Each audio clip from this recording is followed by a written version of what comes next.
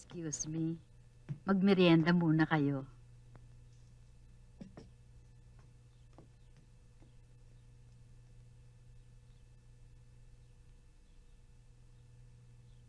Jed, what we are doing is selfish. Kaya magkukunwari tayo. And there's nothing happening for the sake of your friend and my cousin. Ganun ba yun? Paano tayo? Jed! Walang tayo. Nainiwala ka ba sa sinasabi mo?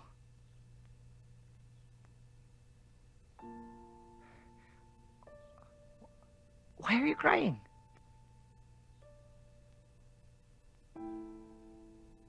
Tinanong mo pa? Ginugulo mo utak ko eh. Ayoko ng ganito. Alam ko kung ano ang gusto ko. Anong gusto mo?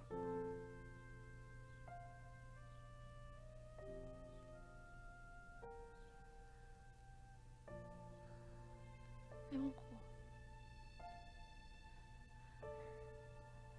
Ewan ko.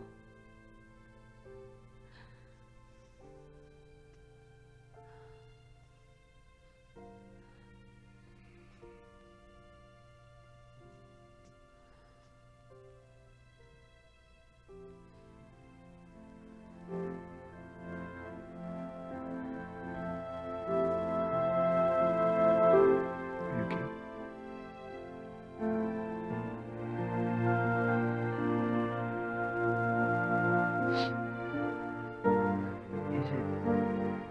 Is it all right if I hold you?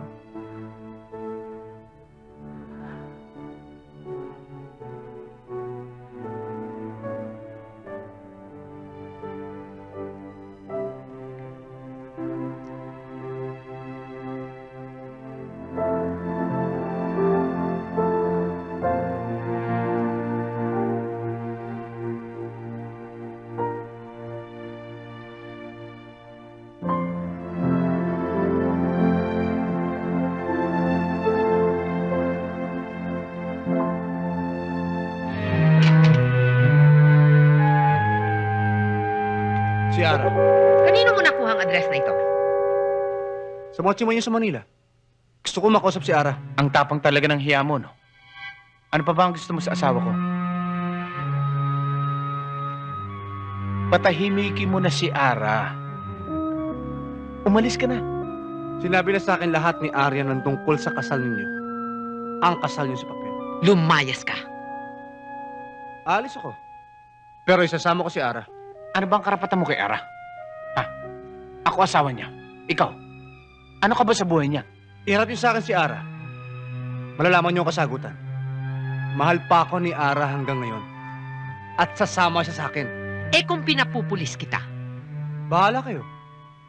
Pagtatapat ko ang lahat kina Mambab at Aling Nila na niloloko niya lang sila at ang maraming tao. Tinatakot mo ba ako? Hindi may tuturing na tunay kayo mag-asawa. Dahil hanggang ngayon, wala pa rin namamagitan sa inyong dalawa ni Ara. Wala pa nangyayari sa inyong pagsasama. Magkasama nga kayo sa ilalim ng isang bubong. Pero magkahiwalay naman kayo ng higaan. Ara?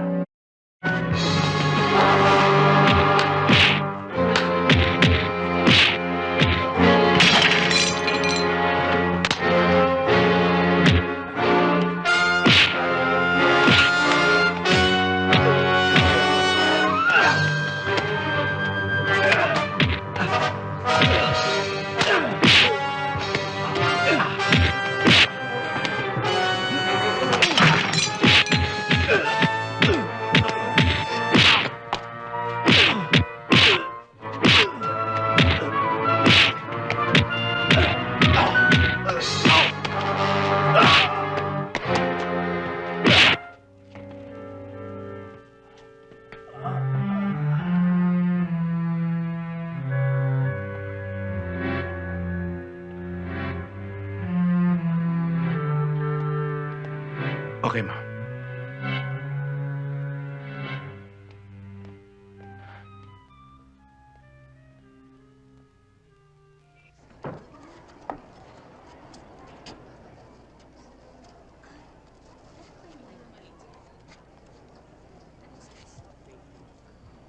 Patrick, look! Look, don't you think it's great? Look at the back. You like it? Lahat naman ng isuot mo bagay sa'yo Talaga? O, bibiling ko na to, ha? Basta ba kaya mong dalhin Siyempre. Ang asawa mo kaya nagsusuot ng ganito? Alam mo, Debbie, ang asawa ko hindi nagsusuot ng ganyang klaseng damit. Dapat lang, ano? Kung nagsuot siya ng ganito, siguro nagmukha siyang suman sa ibos. Talagang hindi ako nagsusuot ng malaswa. Dahil hindi ko naman kailangang ihantad ang katawan ko para makakuha ng lalaki. Hi, Irene. How nice to see you again. Ako nga tigil-tigilan mo yung kaplastikan mo, ha? Irene, please don't make a scene here. Ha? Huwag ka nga makialam, ikaw ba kausap ko, ha? Hoy, Parang- ikaw ha, dahan-dahan ka sa pananalita mo. At pwede ba, wag mo nga akong maikumpa-kumpara sa'yo dahil ako ni minsan, hindi ko Patrick, may kabastusan rin pala tong asawa Debbie, mo. please. Come on, let's go. Oh, teka, bago mo kalag ka rin yan, ha? Hoy, tingnan mo nga yung sarili mo at sabihin mo sa akin kung sino sa ating dalawang bastusin. Petsay, pwede ba ilayo mo nito? Halika na nga. Bakit, Patrick, ikaw? Sino bang tatawagin mong bastusin? Yung mukhang suman sa ibos? O yung pumapatol sa lalaki may asawa? Well, at least ngayon, alam mo na kung bakit ka iniwan ng asawa mo. Correction. Akong umiwan, ikaw lang ang sumalo. At saka, Patrick, kung papalitan mo rin lang naman ako, wag naman dun sa murang nabibili lang ng barya, ha? Para mong ipinagpalit ang bagong-bago mong kotse sa isang taksing laspag na laspag. Halika na nga, How dare Betchay. you talk to me that way? Patrick, papayagan mo ba siya? Debbie, pag hindi ka tumigil, baka ko sapakin ko. Let's go! Antipatika. Sinabi ko naman kasi, umalis na tayo. Tignan mo, tayo tuloy na iwan.